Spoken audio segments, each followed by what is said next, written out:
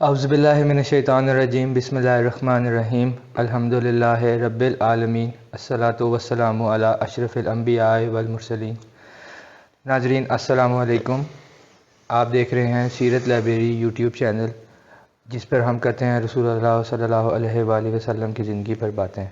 تو چلتے ہیں آج کی نشست کی جانب، جس میں ہمارے ساتھ موجود ہوں گے اعجاز احمد صاحب۔ قریش کی طرف سے رسول اللہ صلی اللہ علیہ وآلہ وسلم اور بنی ہاشم کے بائیکاٹ کا سلسلہ جاری ہے، اور اس کو 3 سال گزر چکے ہیں، یعنی 7 نبوی، 8 نبوی، 9 نبوی۔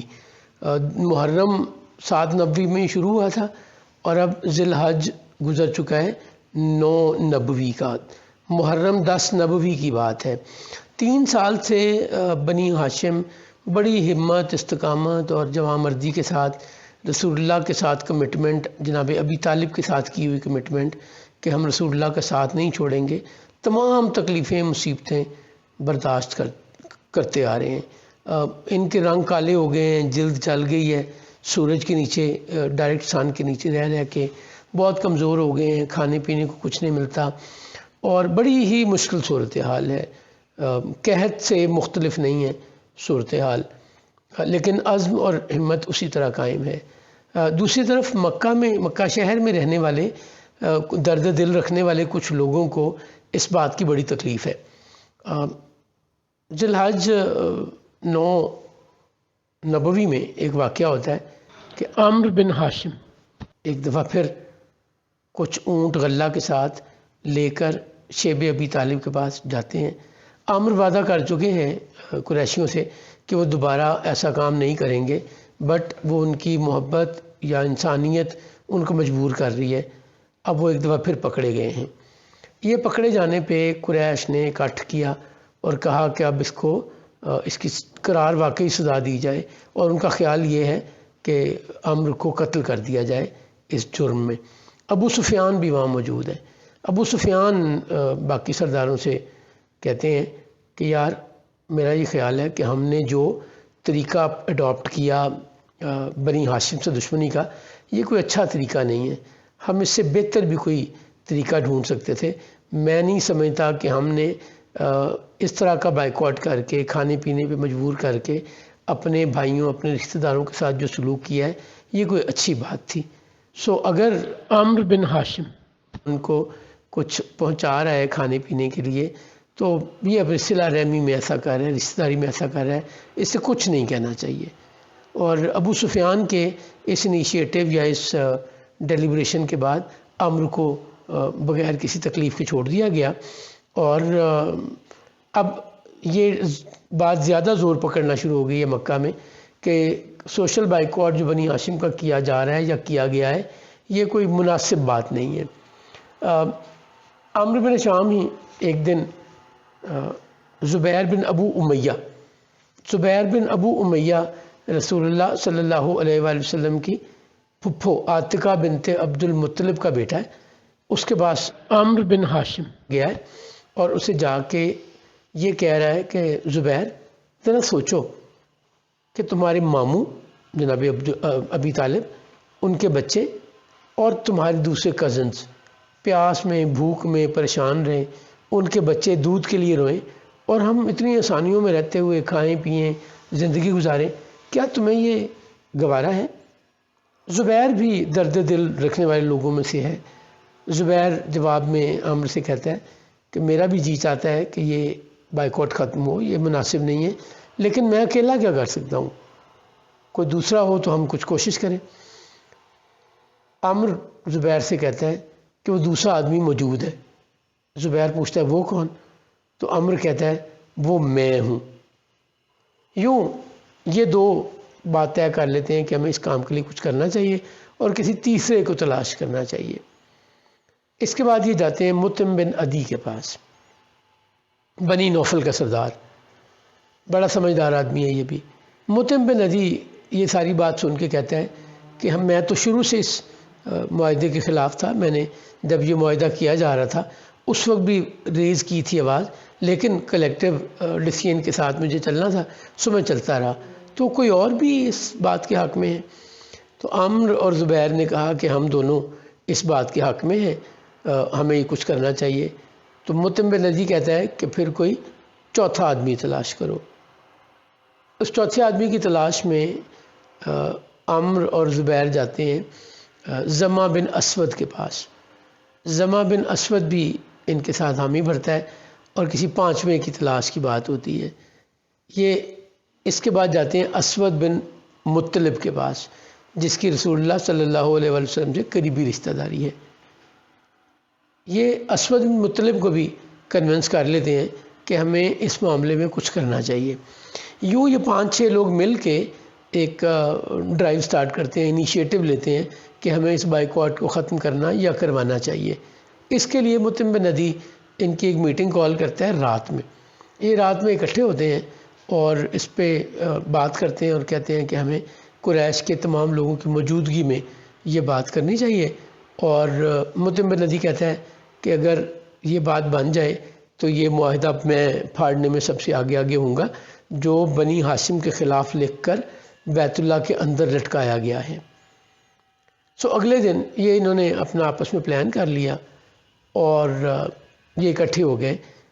مطعم بن عدی کی کال پہ سب لوگ بیت اللہ کے صحن میں اکٹھے ہیں اور وہاں پہ یہ بات ہو رہی ہے کہ زبیر ان سے کہتا ہے کہ زبیر بن ابو امیہ کہ یہ بڑا ظلم ہے جو ہم اپنے بھائیوں سے، اپنے عزیزوں سے کر رہے ہیں، ہمیں یہ کام ختم کرنا چاہیے، یہ مناسب نہیں ہے۔ عمرو بن ہاشم بھی اس کے حق میں بولتا ہے۔ مطعم بن عدی کہتا ہے کہ کیوں نہ میں جا کر اس معاہدہ کو ہی پھاڑ دوں، یہ ایک ظلم والا معاہدہ ہے۔ یہ 4-5 لوگ باری باری جب اس کے حق میں بولتے ہیں تو عمرو بن ہشام ابو جہل بھی وہیں موجود ہے۔ ابو جہل بڑا ذہین اور جہاں دیدہ آدمی ہے، وہ فوراً سمجھ جاتا ہے۔ وہ کہتا ہے یہ بات یہاں نہیں ہو رہی، یقیناً یہ رات میں کوئی آپس میں پہلے سے بات طے کر لی گئی ہے اور اب ہماری موجودگی میں یہ ہمیں سمجھانے کی، بتانے کی کوشش کی جا رہی ہے، میں ایسا نہیں ہونے دوں گا۔ اب یہاں تکرار شروع ہو گئی۔ اتنے میں جناب ابی طالب شیب ابی طالب سے نکل کر بیت اللہ میں پہنچتے ہیں اور اس بحث و تکرار میں جناب ابی طالب کہتے ہیں کہ میں اپنا بھتیجا محمد تمہارے حوالے کرنے کو تیار ہوں۔ سب بڑے حیران ہوتے ہیں، پن ڈراپ سائلنس ہو جاتی ہے کہ جس کام کے لیے بنی ہاشم 3 سال سے تیار نہیں ہو رہے تھے، اتنی سختیاں، مصیبتیں، تکلیفیں برداشت کرتے رہے، یہ مان گئے۔ اگر یہ پہلے مان جاتے تو اتنی تکلیفیں نہ اٹھاتے۔ ہمارا تو بنی ہاشم سے تو دشمنی نہیں ہے، ہماری دشمنی تو محمد بن عبداللہ سے ہے۔ تو بڑے خوش ہیں اور آپس میں ایک دوسرے کے چیمے گوئیاں ہو رہی ہیں، ایک دوسرے کو کانوں میں کہا جا رہا ہے کہ الٹیمیٹلی ہم نے اچیو کر لیا جو ہم اچیو کرنا چاہتے تھے، بٹ یار سمجھ نہیں آ رہی 3 سال ہی کیوں نہیں مانے۔ تو ان میں سے ایک سردار پوچھتا ہے کہ ابی طالب تم نے یہ کہا کہ تم محمد کو ہمارے حوالے کرنے کو تیار ہو، کیا میں ٹھیک سن رہا ہوں؟ جناب ابی طالب جواب میں کہتے ہیں ہاں تم نے ٹھیک سنا، اگر یہ وہ بات غلط ہو جائے جو میرے بھتیجے نے کہی ہے۔ تو سب پوچھتے ہیں تمہارے بھتیجے نے کیا کہا ہے؟ یہاں آنے سے پہلے ابی طالب جب شیب میں تھے تو رسول اللہ صلی اللہ علیہ وآلہ وسلم ان کے پاس آئے اور کہا چچا جو معاہدہ قریش نے ہمارے خلاف لکھا تھا اور بیت اللہ میں لٹکایا تھا اس کو دیمک چاٹ گئی ہے۔ جناب ابی طالب پوچھتے ہیں کہ بیٹا نہ ہمارے پاس کوئی آیا ہے نہ ہم کہیں باہر گئے ہیں، تو تمہیں یہ اطلاع کہاں سے ملی کہ دیمک چاٹ گئی ہے اس معاہدے کو؟ سرکار ختمی مرتبت صلی اللہ علیہ وآلہ وسلم فرماتے ہیں چچا میرے اللہ نے مجھے یہ بات بتائی ہے۔ جناب ابی طالب نہ تو اس بات کی کوئی کانفرمیشن لیتے ہیں، نہ اس بات پہ اعتراض کرتے ہیں، نہ ہی یہ گمان یا خیال کرتے ہیں کہ اللہ کیسے بتا سکتا ہے بھتیجے کو۔ وہ تو مکمل یقین رکھتے ہیں کہ میرا بھتیجا صرف بھتیجا نہیں ہے، اس امت کا نبی ہے۔ وہ بغیر کسی کانفرمیشن کے بڑے جوش اور جذبے کے ساتھ، مسکراتے ہوئے چہرے کے ساتھ، بڑے عزم اور کانفیڈنس کے ساتھ آتے ہیں اور آ کے قریش کی بیٹھک جہاں ہو رہی ہے وہاں کہتے ہیں کہ میں محمد تمہارے حوالے کرنے کو تیار ہوں اگر اس کی یہ بات غلط ثابت ہو جائے جو اس نے کہی ہے۔ اب یہاں پہ ذرا غور کیجئے، جس بھتیجے کو سیو کرنے کے لیے، جس بھتیجے کی حفاظت کرنے کے لیے جناب ابی طالب نے سارے قبیلے سے پہلے عہد لیا اور پھر 3 سال کی صعوبتیں تکلیفیں برداشت کی. اب ان تکلیفوں کا اندازہ یوں کیجئے کہ ایک دن جناب خدیجہ سلام اللہ علیہ کے پاس ایک کوزہ ہے جسے آپ کہہ لیں پیالہ ہے ہماری زبان میں، اور وہ گرتا ہے اور ہاتھ سے ٹوٹ جاتا ہے، اور ایک ہی پیالہ ہے پورے گھر میں، اور وہ جو پانی پینے کے لیے ایک پیالہ تھا وہ بھی باقی نہیں رہا. اور یہ اس خاتون کی بات ہو رہی ہے جو مکہ کی امیر ترین خاتون تھی. سارے مکہ کے لوگوں کا ملا کر سامان تجارت سے زیادہ سامان تجارت اکیلے سیدہ خدیجہ سلام اللہ علیہ کا ہوا کرتا تھا. بڑی ہی آسانیوں میں پلنے والی، بڑی سہولتوں میں رہنے والی، رسول اللہ صلی اللہ علیہ وسلم کی جان نثاری میں، آپ کی محبت میں یہ تکلیف بھی اٹھا رہی ہیں.